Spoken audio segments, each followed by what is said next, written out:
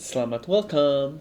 Today, I'll be discussing how the Hunted's Road to National season has been going. So we have two metagame minutes of week 1 and week 2. This is currently week 3 with many events going on right now. So we'll jump right in and have an extra review at the end of week 4 or when the Road to National finally concludes.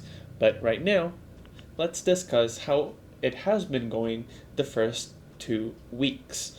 So, at Flesh and Blood TCG's website, they have this article called Metagame Minute, Road to Nationals, where they have a recap of all the classic constructed wins, how many wins each hero got, and they put it in descending order in this graph here.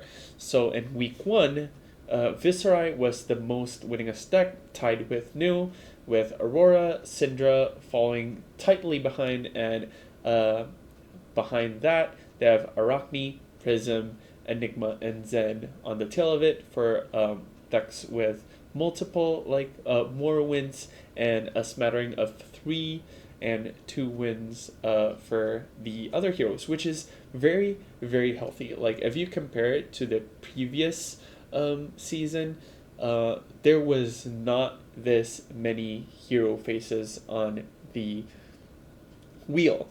It had like 3 or 4 major faces that made up like more than half of the percentage, and then like a few heroes that snuck in here and there. And if you see in the other heroes category, it used to be like only 6 or less heroes and with only 1 win each usually.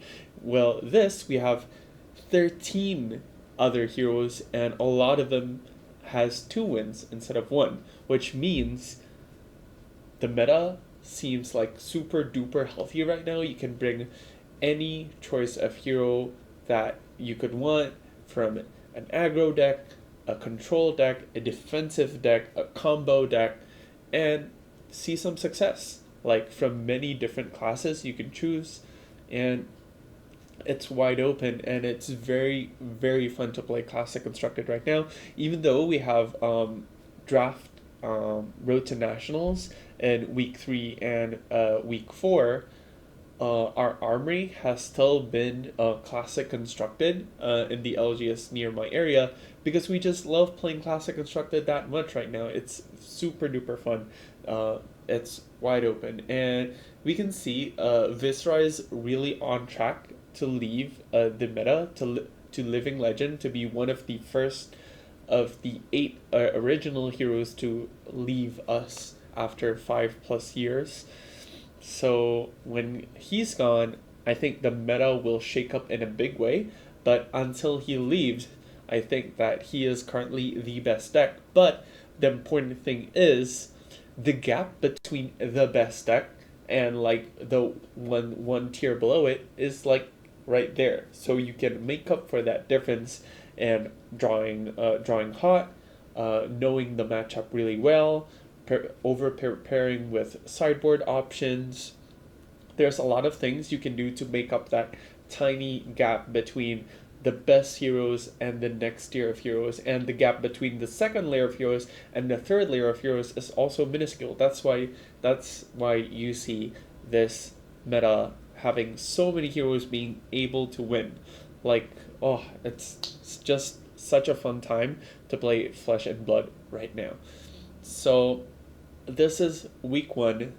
You can see a few aggro heroes and a few assassins, but Prism, who is usually kept in check by Enigma, is now really flourishing, because Enigma is kind of being kept in check by all the aggro heroes running around, because you have a lot of really good aggro options, and Viserai, Aurora, Syndra, and Zen being heroes that are typically good into Enigma.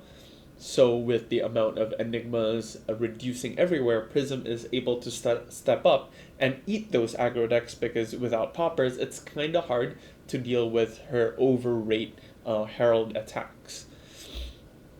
Yeah, that's for week 1. And the shift in week 2 is just a swap between Syndra and Nu, and Nu bumped down, and Aurora is bumped to 4th place, but everything else, Arachne, Prism, Enigma is still the same. However, the one main difference is you didn't see Dash IO's face in this one, and you see Dash IO has been ramping up here because of the new tool that she got. I think a lot of people finally figured out how to play with Null Time Zone, which is a really great card. It enables you to lock down a card from being played or pitched from hand, which means if you call out the right card at the right time, or if you like, since it is an item, you can play it off the top after they like reveal, or after they for example, you can like Pulse Wave, they reveal their hand, and you take a card, you know what the other 2 or 3 cards are, and then you play Null Time Zone either from your hand or arsenal or from the top of your deck, and it just wrecks your opponent's turn because you took one card from Pulse Wave and then you took another card from Null Time Zone. And if you don't have the hand reveal thing, knowing what your opponent plays is a huge deal, because naming the correct card, for example, in Syndra, it's usually a good call to call a Brand with Cinder Claw if you're doing a blind call, because that's the card that has the most copies. Or for example, against Hatchet Dory, you can call Blade Runner because they run 9 copies of that card, and in that way it's very easy to like snipe or stop the opponent. And against MST heroes, you can call Chi because it stops the opponent from pitching, which means that the opponent can transcend, but they have a Chi in hand and they can't use it to activate their broken ass hero ability.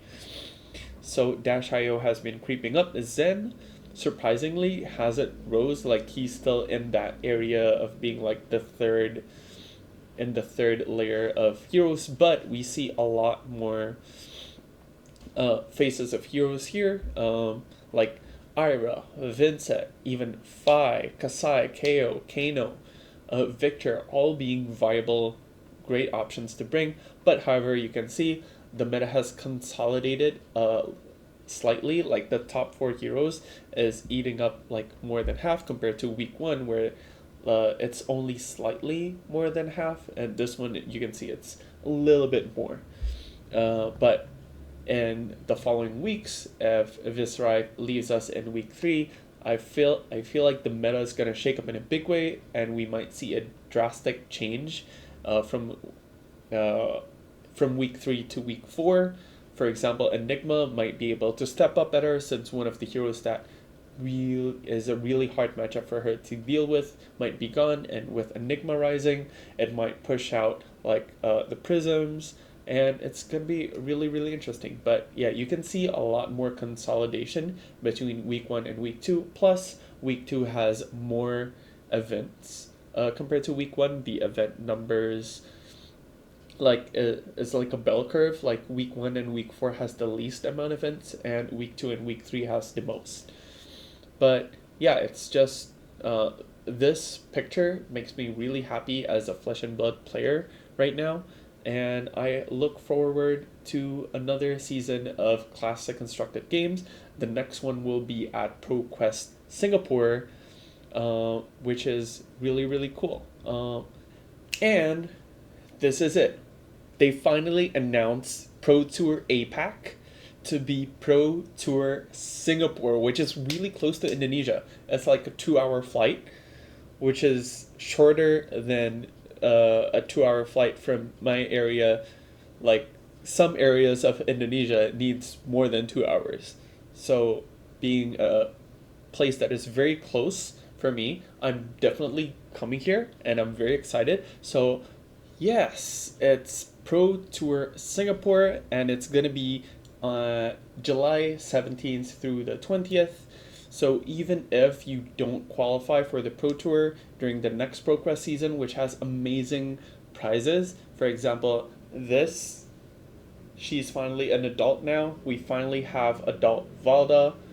It's very exciting, and it'll be in the high seas meta, which is amazing. You do Classic Constructed, high seas booster draft and then classic constructed. If you make day 2, you draft and then you play classic constructed before the top 8, and a $175,000 bounty split across multiple events.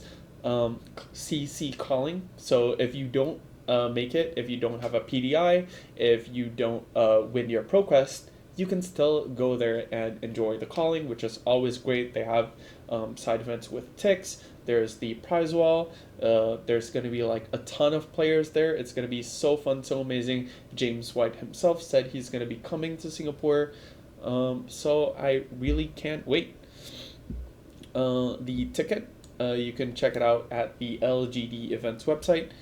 So yeah, really, really stoked. I can't wait for July to come around, and I'll definitely see you there. If you're there and if you know me, just say hi. Yeah, but this really got me excited. But since it's gonna be in high seas, let's do a little bit of a high seas prediction. So the next set is confirmed to be high seas, and the world premiere will be in Taipei and May 23rd to 25th. So the pre-release will be the week after, so May 30th, and the release will be on the week after. So we can see from this, they're going to be fresh-faced landlubber, salty old sea captain, or sneaky stowaway. So there's 3 heroes, 3 new heroes probably, that's going to be in high seas. My prediction for high seas is those 3 classes will be, first one is a ranger. That's why we see the price of Trench of the Sunken Treasure go up like a lot. New Horizons go up like a lot. A lot of the Riptide stuff is going up in price since we're expecting a ranger with a ton of Riptide support. Next one will be Brute. And the last one, I'm guessing, is going to be an Illusionist, being the sneaky stowaway that's going to be able to like manipulate water and like create water allies. So that's my prediction for the high seas.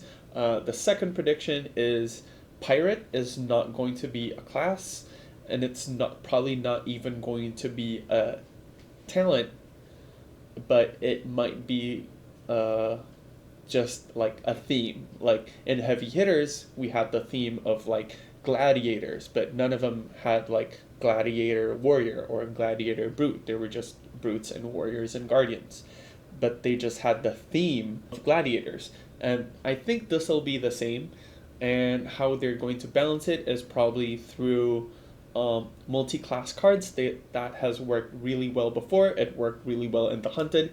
The pre-released and the draft for the Hunted feels really nice. All 3 heroes felt kind of balanced. Like ever since MSD, it felt like the quality of the limited gameplay has just been on the up and up.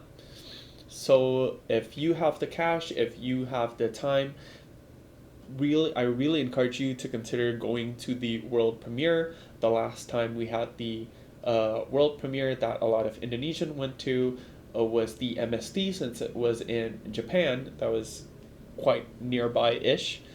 And my friends who went there just had a ton of fun because you get to play with the cards before everyone else. And since how LSS is doing their spoilers now,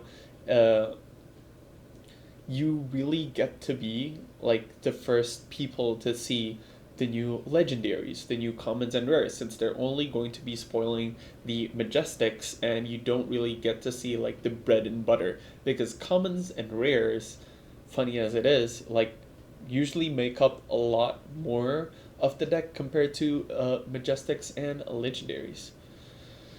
So yeah, and my last prediction for high seas is that the generic legendary will be a chest piece, because even though we already got a chest piece in the Arcanite body armor in Rosetta, it didn't really see a lot of play. So I feel like they really want to up the amount of body pieces that can compete with Tunic. So that's their way of combating the Tunic, Fandel Spring Tunic prices rising all the time, is instead of doing reprint after reprint, is by printing alternatives that classes or a lot of heroes can use. For example, the new Assassin slash Ninja chest piece is really a premium chest piece that they want to use that instead of Tunic.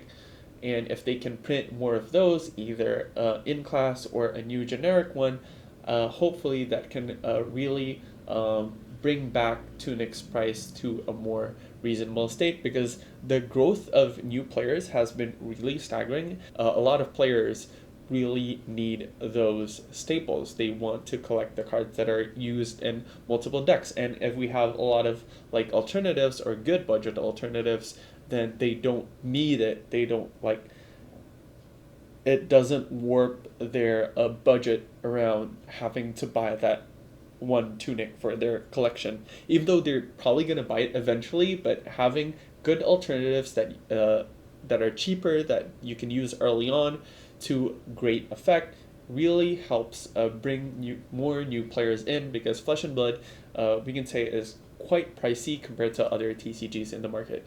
But it's very, very fun for a reason. Like, for example, this, going back a bit, the current classic constructed is so very healthy, very diverse. And if you're not a Flesh and Blood player right now, I highly encourage you to try out. Go to your LGS, whichever one has Flesh and Blood. I'm really certain the community will be very welcoming, are willing to give you like free stuff, teach you and tell you which cards you should be on the lookout for, which cards you can skip if you're on a budget, give you budget deck list, and set you on the right path into competing at premier events such as Pro Tour or Calling Singapore, or dip your toe right in at World Premier Taipei for high seas. Yeah, that's it for today's video. I hope you enjoyed. Don't forget to like and subscribe. And if you're Indonesian, and if you want to support me, check out my Saweria link so you can sawer. My top supporters will be on the leaderboard every time I stream, so you can see your name. The leaderboard will reset every month. So if you want to support me, you can have your name etched in every time I stream. It's pretty cool. And if you don't want to support me by spending money, you can always support by liking, subscribing, and commenting down below. Help the algorithm and help other people like you find free Flesh and Blood content in their YouTube video feeds. As always, I've been Mas Bule, and sampai goodbye.